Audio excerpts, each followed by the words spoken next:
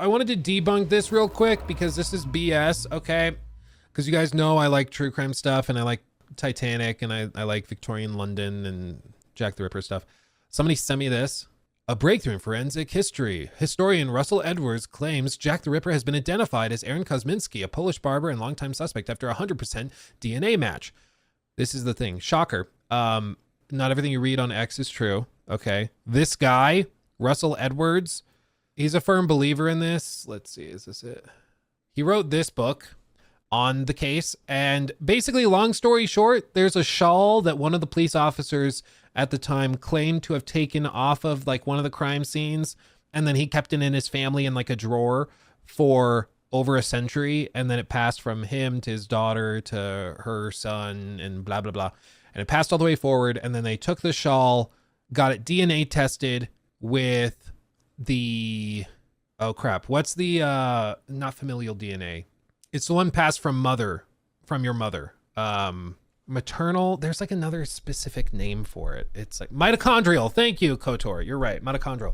It's mitochondrial DNA that they use to say that this is totally Jack the Ripper, because the DNA on the shawl matched like a long distant relative of Aaron Kosminski, who was like a crazy lunatic who was locked in an insane asylum later after the fact. And so some people suggested he was it. Also because the original investigators were pretty sure that it was like a crazy person, and they also believed that it was a Jew who killed all the women, kind of like a local bigotry, as it were, and Kosminski was.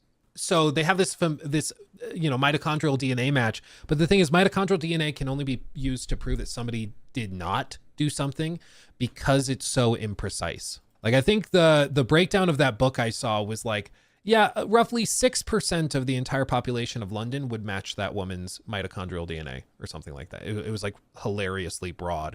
So all of that to say, no. It could be Aaron Kosminski that was Jack the Ripper. It's possible. There's, evidence pointing in that direction. But Kosminski was one of those suspects at the time that was pushed because he fit what Victorian English police officers thought it would take to be a serial killer. They thought it was like a raving lunatic. But in the modern day, we know that serial killers tend to be very disarming. They tend to not look like serial killers. They don't talk like serial killers. Like, the reason they're successful is because they were able to disarm people and make them feel comfortable, like they were able to do that very, very easily.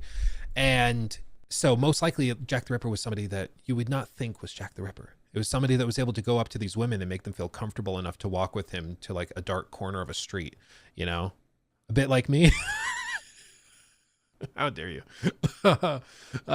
So anyway, that triggered me because it's like a reposting about a book from years ago that's been like largely debunked and discredited. Like, he makes some interesting arguments in it, and Kosminski could have been Jack the Ripper. I just think it's really unlikely. Somebody asked who I think was Jack the Ripper. I've actually been convinced of a different suspect. There's a guy that said his name was Charles Allen Cross, and he was at the scene of one of the murders. I forget, maybe the second one. He was the one that found the body, and he was found by another guy, and he's like leaning over the body who had just been killed minutes before. And he says, "Oh yes, I just found this woman here." And he identified himself as Charles Cross, which was not his real name.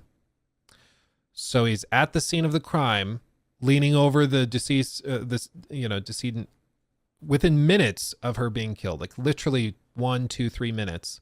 He's found there. And then he gives a false name, which is weird.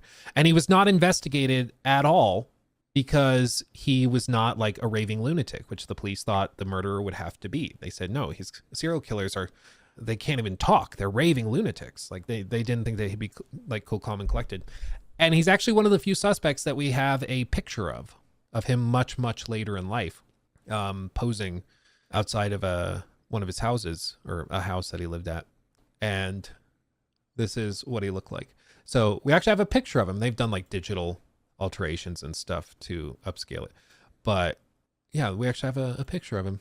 So I think if I had to put money on it, probably this guy. I think this guy stands a really good chance, because it's weird to be at the scene of a crime and be over the body and then give false information to the police. Like that, red flags everywhere, man.